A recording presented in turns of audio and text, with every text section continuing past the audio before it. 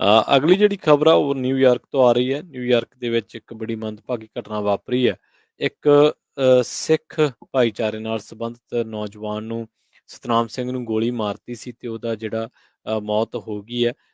ਜਿਹੜੀਆਂ media reports ਨੇ ਉਹ ਇਹ ਰਿਪੋਰਟ ਕਰ ਰਹੀਆਂ ਕਿ ਨਿਊਯਾਰਕ ਦੇ ਵਿੱਚ ਇੱਕ ਸਿੱਖ ਨੌਜਵਾਨ ਦਾ ਗੋਲੀਆਂ ਮਾਰ ਕੇ ਕਤਲ ਕੀਤਾ ਗਿਆ। ਮੀਡੀਆ ਰਿਪੋਰਟਾਂ ਇਹ ਵੀ ਗੱਲ ਕਹਿੰਦੀਆਂ ਨੇ ਕਿ ਪੀੜਤ, ਜਿਸ ਦੀ ਪਛਾਣ ਸਤਨਾਮ ਸਿੰਘ ਵਜੋਂ ਹੋਈ ਹੈ, ਉਹ ਘਰ ਦੇ ਨਜ਼ਦੀਕ ਜੀਪ ਦੇ ਵਿੱਚ ਬੈਠਾ ਸੀਗਾ ਜਦੋਂ ਉਹਦੇ ਤੇ ਗੋਲੀਆਂ ਚਲਾਈਆਂ ਗਈਆਂ। ਉਸ ਤੋਂ ਬਾਅਦ ਉਸਨੂੰ ਜ਼ਖਮੀ ਹਾਲਤ ਦੇ ਵਿੱਚ ਹਸਪਤਾਲ ਲਿਜਾਇਆ ਗਿਆ, ਜਿੱਥੇ ਡਾਕਟਰਾਂ ਨੇ ਉਹਨੂੰ ਮ੍ਰਿਤਕ ਐਲਾਨ ਦਿੱਤਾ। ਇਹ ਘਟਨਾ ਰਿਚਮੰਡ ਹਿੱਲ ਤੋਂ ਅੱਗੇ ਸਾਊਥ ਓਜ਼ੋਨ ਪਾਰਕ ਦੇ ਨਜ਼ਦੀਕ ਵਾਪਰੀ ਦੱਸੀ ਜਾਂਦੀ ਹੈ, ਜਿੱਥੇ ਪਹਿਲਾਂ ਵੀ ਅਪ੍ਰੈਲ ਮਹੀਨੇ ਦੇ ਵਿੱਚ 2 ਸਿੱਖਾਂ ਤੇ ਹਮਲਾ ਕੀਤਾ ਗਿਆ ਸੀ। ਪੁਲਿਸ ਤਾਂ ਕਹਿ ਰਹੀ ਹੈ ਕਿ ਹਮਲਾਵਰ ਪੈਦਲ ਹੀ ਚੱਲ ਕੇ ਆਏ ਸਨ, ਪਰ ਜਿਹੜੇ ਚਸ਼ਮਦੀਦ ਨੇ ਉਹ ਕਹਿ ਰਹੇ ਆ ਕਿ ਜਿਹੜੇ ਕਾਰ ਤੇ ਸਵਾਰ ਸੀਗੇ ਹਮਲਾਵਰ, ਜਿਨ੍ਹਾਂ ਨੇ ਇਸ ਸਿੱਖ ਨੌਜਵਾਨ ਦੇ ਗੋਲੀਆਂ ਮਾਰੀਆਂ ਨੇ। ਤੇ ਇਸ ਤੋਂ ਬਾਅਦ ਹੁਣ ਉੱਥੋਂ ਨੇੜੇ ਤੇੜੇ ਵਸਦੇ ਆਮ ਲੋਕਾਂ ਦੇ ਵਿੱਚ ਵੀ ਤੇ ਜਿਹੜੇ ਸਿੱਖ ਭਾਈਚਾਰੇ ਦੇ ਲੋਕ ਆ ਉਹਨਾਂ ਦੇ ਵਿੱਚ ਰੋਸ ਦੀ ਇੱਕ ਬਹੁਤ ਵੱਡੀ ਭਾਵਨਾ ਜਿਹੜੀ ਆ ਉਹ ਵੇਖੀ ਜਾ ਰਹੀ ਆ। ਜੀ ਜੀ ਸੋ ਬਹੁਤ ਹੀ ਮਾੜੀ ਖਬਰ ਜੋ ਨਿਊਯਾਰਕ ਰਿਚਮੰਡ ਹਿੱਲ ਤੋਂ ਆ ਰਹੀ ਆ। ਜੀ ਪਿਛਲੇ ਹਫ਼ਤਿਆਂ ਦੇ ਦੌਰਾਨ ਵੀ ਉੱਥੇ ਇੱਕ ਬਜ਼ੁਰਗ ਦੇ ਉੱਤੇ ਹਮਲਾ ਕੀਤਾ ਗਿਆ ਸੀ, ਫਿਰ ਹੋਰ 2 ਸਿੱਖ ਭਰਾਵਾਂ ਦੇ ਉੱਤੇ ਹਮਲਾ ਕੀਤਾ ਗਿਆ ਸੀ। ਬੜੀ ਹੈਰਾਨੀ ਦੀ ਗੱਲ ਆ, ਨਿਊਯਾਰਕ ਵਰਗੇ ਸ਼ਹਿਰ ਦੇ ਵਿੱਚ ਵੀ ਜੀ ਜਿਹੜੀ ਆ ਇੰਨੀ ਡਿਸਕ੍ਰਿਮੀਨੇਸ਼ਨ ਹੋ ਰਹੀ ਆ, ਸਿੱਖਾਂ ਦੇ ਉੱਤੇ ਹਮਲੇ ਹੋ ਰਹੇ। ਹਾਲਾਂਕਿ ਬਹੁਤ ਵੱਡੀ ਗਿਣਤੀ ਦੇ ਵਿੱਚ ਸਿੱਖ ਉੱਥੇ ਪ੍ਰੈਜ਼ੈਂਟ ਆ, ਪਲੱਸ ਹੋਰ ਮੁਲਕਾਂ ਤੋਂ ਲੋਕ ਨਿਊਯਾਰਕ ਦੇ ਵਿੱਚ ਬਹੁਤ ਰਹਿੰਦੇ ਹੈਗੇ ਆ। ਅਗਲੀ ਖਬਰ ਰਸ਼ੀਆ ਦੀ ਬਾਬਤ ਆ। ਵੈਸਟਰਨ ਕੰਟਰੀਜ਼ ਨੇ ਰਸ਼ੀਆ ਨੂੰ ਉੱਦਾਂ ਦੀ ਸਿਚੁਏਸ਼ਨ ਦੇ ਵਿੱਚ ਖੜਾ ਕਰ ਦਿੱਤਾ ਆ, ਜਿੱਥੇ ਕਿ ਰਸ਼ੀਆ ਪਹਿਲੀ ਵਾਰੀ ਸਨ 1918 ਤੋਂ ਬਾਅਦ ਜੀ ਜੋ ਉਹਨਾਂ ਦੀ ਫੋਰਨ ਡੈਪਟ ਹੈਗੀ ਆ, ਬਾਹਰਲੇ ਮੁਲਕਾਂ ਦਾ ਕਰਜ਼ਾ ਆ, ਜੀ ਉਹਦੀ ਜਿਹੜੀ ਪੇਮੈਂਟ ਆ ਉਹ ਨਹੀਂ ਦੇ ਸਕਣਗੇ, ਉਹ ਡਿਫਾਲਟ ਹੋਣ ਜਾ ਰਹੇ ਹੈਗੇ ਆ। ਇਹ ਰਿਪੋਰਟਸ ਆਈਆਂ ਪਈ ਮਾਸਕੋ ਤੋਂ ਅੱਜ $100 ਮਿਲੀਅਨ ਦਾ ਜੋ ਇੰਟਰਸਟ ਆ ਤੇ 2 ਬੌਂਡ ਉਹਨਾਂ ਨੇ ਲਏ, ਉਹ 30 ਡੇ ਗ੍ਰੇਸ ਪੀਰੀਅਡ ਉਹ ਐਕਸਪਾਇਰ ਹੋ ਗਿਆ ਪਿਛਲੇ ਸੰਡੇ।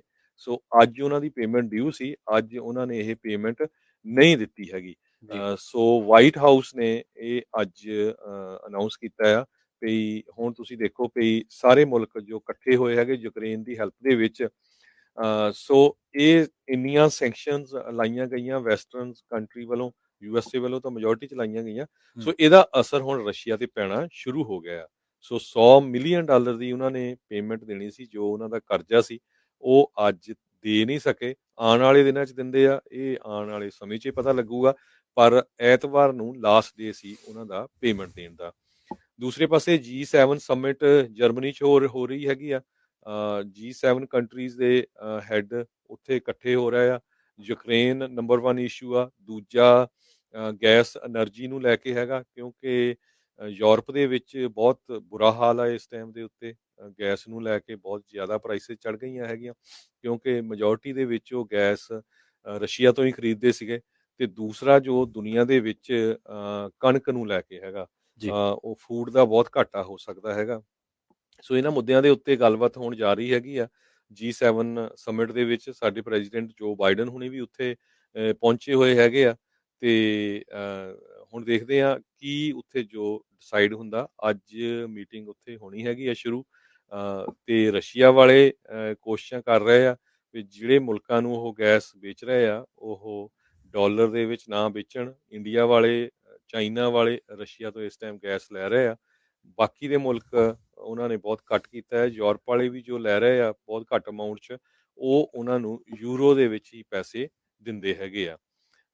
ਰਸ਼ੀਆ ਦੀ ਕਰੰਸੀ ਬਿਲਕੁਲ ਇੱਕ ਵਾਰ ਫਿਰ ਉੱਪਰ ਗਈ ਹੈਗੀ ਆ। 7 ਸਾਲਾਂ ਦੇ ਵਿੱਚ ਇੱਕ ਵਾਰੀ ਕਹਿੰਦੇ ਵੀ US ਡਾਲਰ ਦੇ ਅਗੇਂਸਟ ਕਾਫੀ ਉੱਪਰ ਗਈ ਹੈਗੀ ਆ। ਸੋ ਪਰ ਦੂਸਰੇ ਪਾਸੇ ਉਹ ਆਪਣਾ ਪੇਮੈਂਟ ਵੀ ਕਰਜ਼ੇ ਦੀ ਨਹੀਂ ਦੇ ਸਕੇ ਹੈਗੇ। ਇਹ ਰਸ਼ੀਆ ਦੀ ਜੋ ਡਿਫਾਲਟ ਹੋਇਆ ਹੈਗਾ 1918 ਤੋਂ ਬਾਅਦ, 100 ਸਾਲ ਤੋਂ ਵੱਧ ਹੋ ਗਿਆ।